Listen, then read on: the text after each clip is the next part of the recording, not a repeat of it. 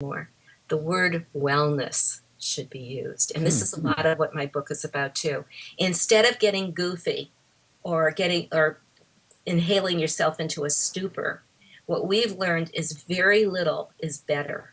If you look at a bell curve, here's the first two hits, and you're up here and you're able to really perceive what's going on. You continue, and you're just going to go way down into a stupor, just like alcohol, just like any drug. Yeah. That makes a So, lot of sense to me, and that was the thing that was really most striking to me as someone who in the 60s, middle 60s to the middle 70s, and again, recreational a little bit, but also it was part of a spiritual quest, I would say, absolutely. among the people that I hung out with. But it was also a very social thing, and as time has moved on, the whoops, hit my microphone. The people that I hang out with, they're not doing it anymore. The whole social thing seems to have moved on for somewhere else for a certain segment of us. And so where was I going? But the small dosage thing that really kind of struck me. I had a Yeah. little bit of a aha because yeah, back then it was like kind of smoke till you drop, so to speak. And the Eh, kids at this university were so excited to hear that a little bit is better. And I explained to them what mindfulness is, mindfulness meditation, Yeah. and that doing it with just one or two inhales can really show them an expanded level of consciousness that they can keep. They don't have to be smoking all the time to be there, here. We Yes. can do it now, and there was something else I wanted to say about that, and it just went right through. It'll probably come back. That happens to me all the time. Now, you use the word medicinal throughout, and kind of what popular parlance, I think, has been is a lot of talk about medical marijuana. And so I'm wondering if there is a shade of difference to you between the term medical marijuana and medicinal marijuana. No, I don't think there's any difference at all. Okay. The graphic artist who did the cover of the book liked the way that flowed. I would have Okay. calling it cannabis because that's the scientific name, and the word marijuana comes from Mexico. But we wanted that MM in there, and it could have been medical or it could have been medicinal.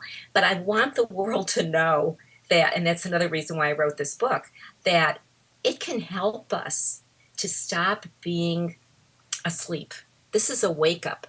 This is a wake up medication. And I think this is one of the reasons why the government does not want us to have the ability to use it, because they want to keep us asleep. And this is definitely a wake up call. And now I remember what I was going to say about it being a wake up call.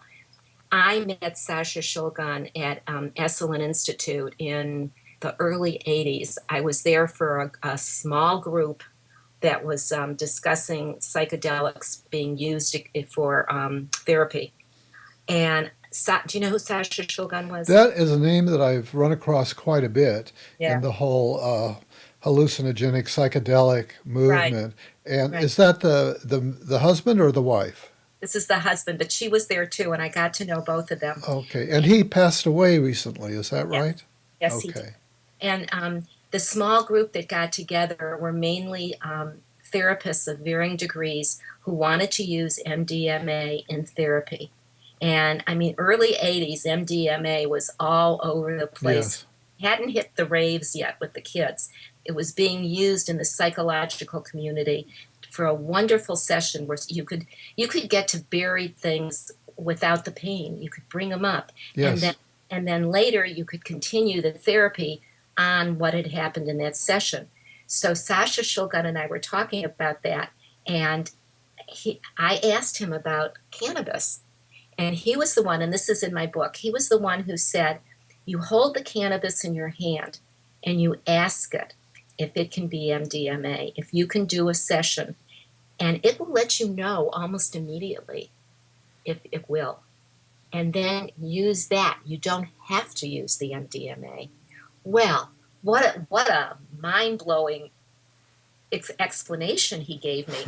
I went running back. I was at the University of Connecticut, and I started telling the other researchers, Try it like MDMA. We don't have to go into all those heavy side effects. And it worked. Fascinating. This kind of verges into the discussion of